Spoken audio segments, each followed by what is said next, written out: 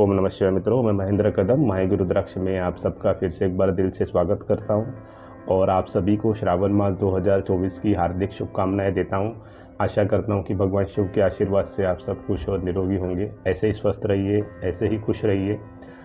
दोस्तों, हम सबका जो जीवन होता है वो सबका जीवन संघर्षमय होता है। किसी का जीवन आसान नहीं होता है। जैसे हम रामायण महाभारत देख चुके हैं, जो भी एपिक सीरियल्स या मूवीज़ हम लोग देखते हैं जो हज़ारों साल पहले हुए थे इस पृथ्वी पर, तो उसमें हमको दिखाया गया है कि एक योद्धा होता है, वो एक मैदान में जंग लड़ते रहता है अपने शस्त्रों से, अपने प्रजा के लिए, अपने लोगों के लिए, अपने राज्य के लिए उसको हमेशा संघर्ष करना पड़ता है। और वो संघर्ष में अगर जीतता है तो ही उसका और उसके प्रजा का अस्तित्व टिकता है। तो उसी तरह से आजकल हम सबका जीवन भी जो है वो संघर्ष में हो चुका है। तो इसका मतलब ये नहीं कि हम लोगों को मैदान में जाके जंग लड़नी पड़ती है शस्त्रों से वगैरह अपने लोगों के लिए, लेकिन एक अलग प्रकार की जंग हमें लड़नी पड़ती है।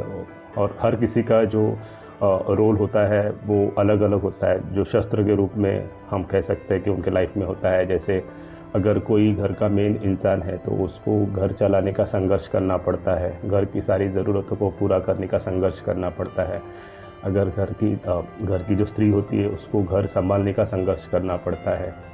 अगर मेरा कोई भाई है जो जो पढ़ाई कर रहा है या बहुत बड़ी कॉम्पिटिटिव एग्ज़ाम वगैरह दे रहा है, तो उसमें उसको अपने जीवन के बहुमूल्य क्षण और महीने दिन उस एग्ज़ाम की तैयारी के लिए डालने पड़ते हैं, उसका संघर्ष करना पड़ता है। अगर कोई मेरी बहन है, वो अगर घर की एक लौती लड़की है, मतलब उसका कोई भाई नहीं है, तो उसको अपने घर वालों को संभालने का एक संघर्ष करना पड़ता है।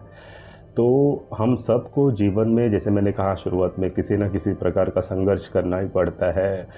और संघर्ष भरी ही अब हम सबकी ज़िंदगी होती है, दुनिया होती है। कोई ऐसा क्वचित ही कोई इंसान होगा कि जिसके लाइफ में कोई संघर्ष नहीं है या संघर्ष के बिना उसने अपनी पूरी लाइफ खर्च की है। ऐसा शायद ही कोई मिलेगा, मुझे तो नहीं लगता। मैंने तो मेरे जीवन में ऐसा कोई व्यक्ति देखा नहीं मेरे आसपास या कहीं पे भी, और आपने भी नहीं देखा होगा। तो ऐसा पॉसिबल ही नहीं है। जैसे मैंने कहा कि संघर्ष हमारे जीवन का एक अहम हिस्सा बन चुका है।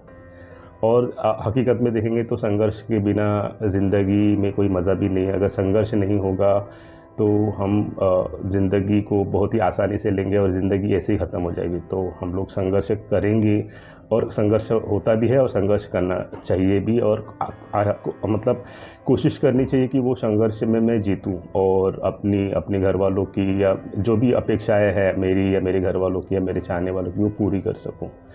तो कई बार ऐसा होता है कि बहुत कम मौक़ों पर कोई व्यक्ति उस संघर्ष में कामयाब होता है।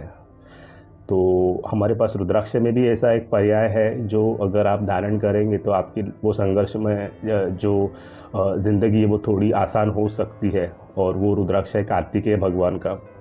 आपको पता है कि कार्तिकेय भगवान एक वॉरियर, एक योद्धा का ही रोल उन्होंने प्ले किया था सबकी रक्षा करने के लिए।